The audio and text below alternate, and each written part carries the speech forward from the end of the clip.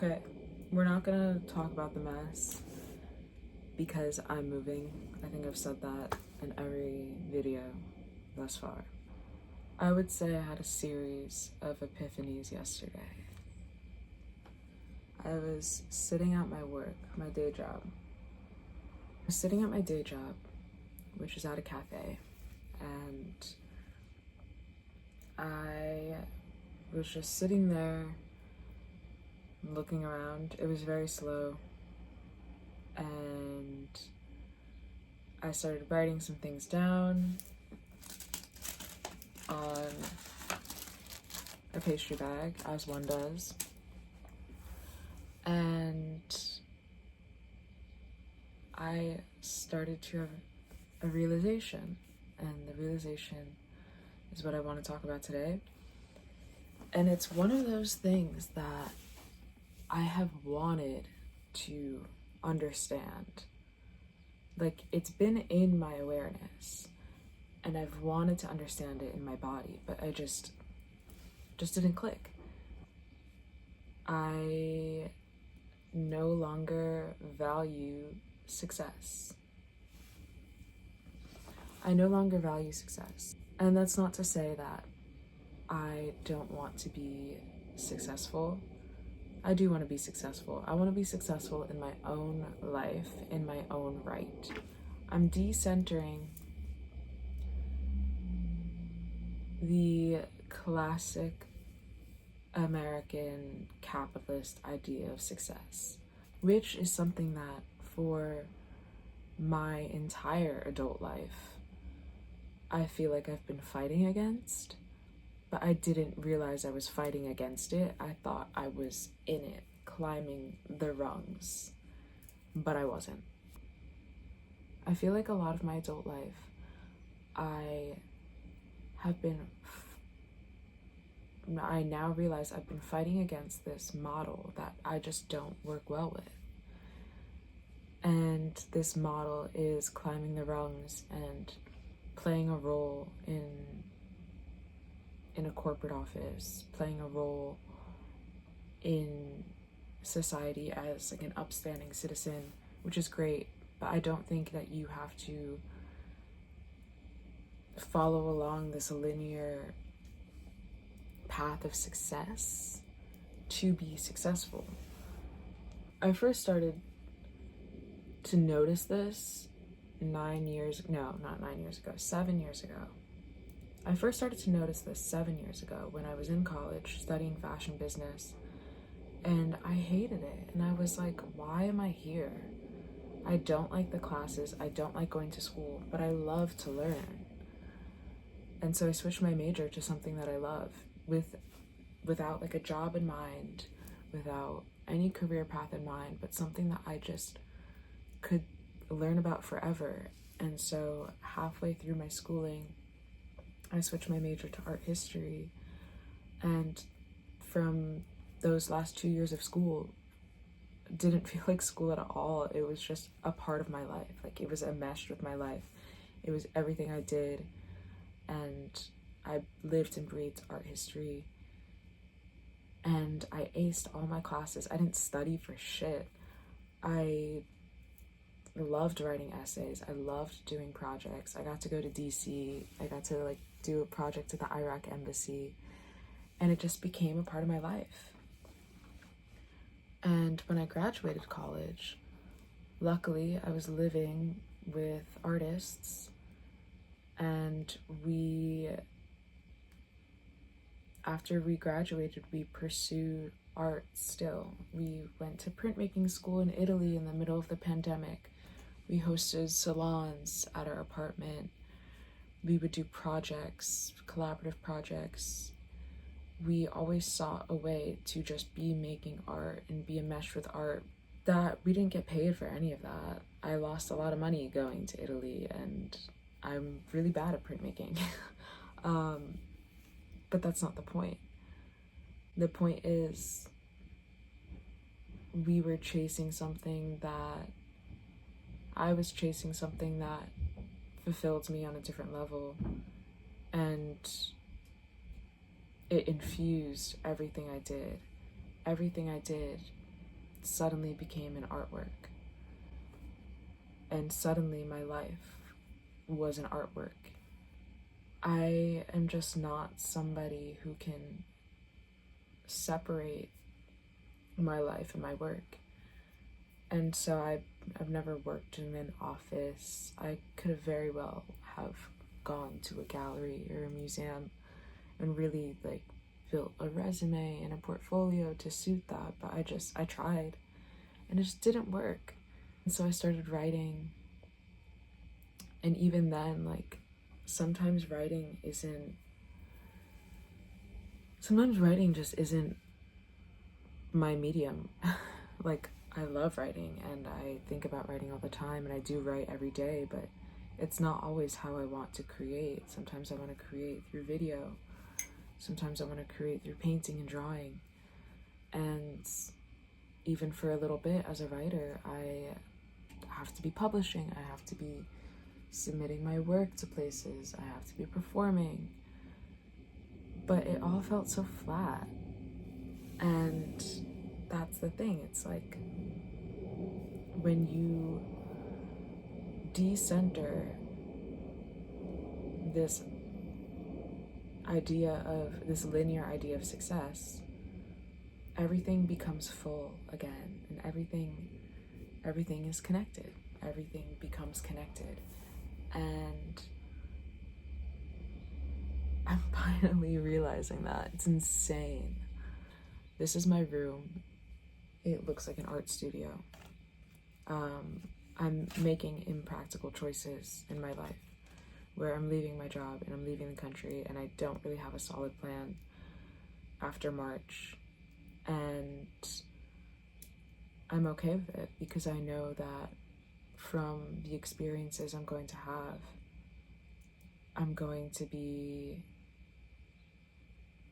it's going to be full, and it's going to inspire me to create more. With this epiphany, I had another epiphany, and that is that I have been holding on to this masculine view of success. I've been finding safety in the masculine because that is the storyline that was given to me. You go to school and then you get a job and then you go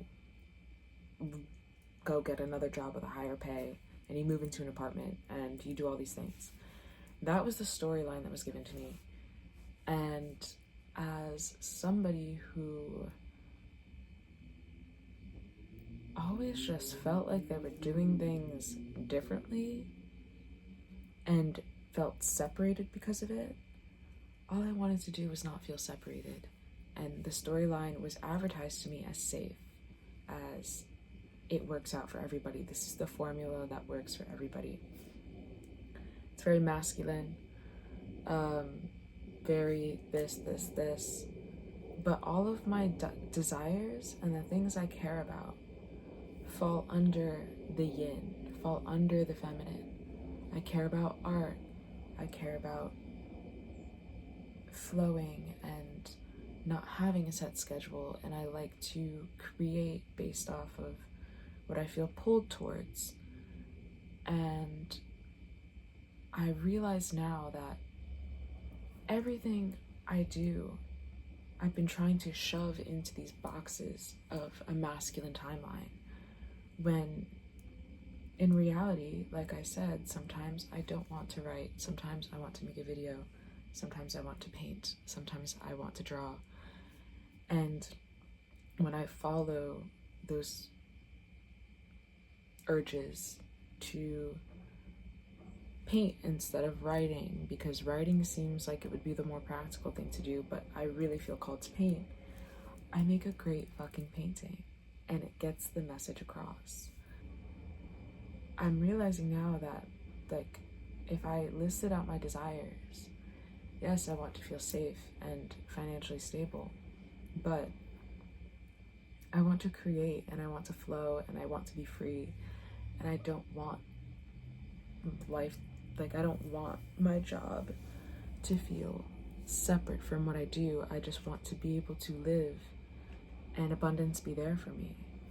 But because I keep falling into the storyline of I need to do this, I need to lend other people my time, I need this, I can't, it's complete resistance to how I want to live. I don't have to follow that storyline. I could follow this storyline of traveling and flowing, and obviously, like I said, making sure that my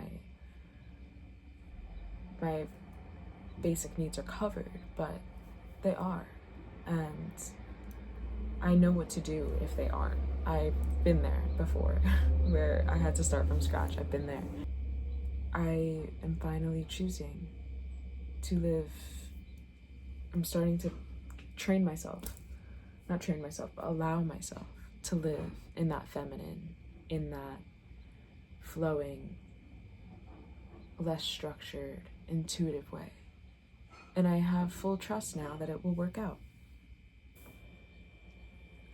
Having trust in the flow and the feminine, there's a catch, because with this masculine timeline, things are known. You know the next step. But the feminine requires the unknown. And that's scary. And it takes practice to allow yourself to trust the unknown. The High Priestess card. She is the divine feminine. She is the ultimate feminine. And she's also the queen of the unknown. This here is a veil, and that is the veil of the unknown. And I like how here it kind of looks like a safety net, which makes me feel good, because it's like there's a safety net in the unknown. And if we try to know everything, we stunt ourselves and we blind ourselves of what could be. We rely too much on the how things are done, and we forget the why. But really, if we trust the why we do things, it doesn't matter. It could lead us anywhere.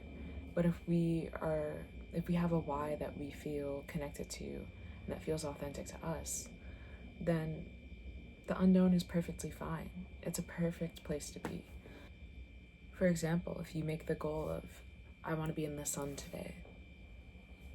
I want to be in the sun today. Doesn't matter where, doesn't matter how, I just want to get to the sun. It could take you anywhere. You could go to a park bench and sit in the sun, and then all of a sudden meet somebody who becomes your best friend. Or you can go to the park and lay down and find like $5 on the ground. And you're like, wow, this is a great surprise. All because I committed to staying in the sun. Where if you wanted to be in the sun, but you spent the whole morning calculating, well, if I take the train here, and then I could get off here at 12:20, and then go here at 12:25, and then all of a sudden when you go to leave the house, there's clouds, and the train breaks down, and you get upset because your plan didn't work out, and you don't get to see the sun, and your goal isn't achieved. And so trusting in the unknown is key. Having trust that if I commit my life to making my life an artwork, and if I lean into the urges of creativity and freedom and art and flowing, and have no expectation of it, I have full trust that this will bring me this success that I'm looking for, which is to be happy and free and creative. and to have all my books safe with me wherever I go. Planning for success, it just doesn't work for me. And I'm finally embracing that now, and it feels really good. And embracing and having this realization of my version of success is particular to me and looks like creating a life of artwork, that already sets me free on so many levels. And I feel like I can do it. I feel like I can do it. And that's a beautiful thing.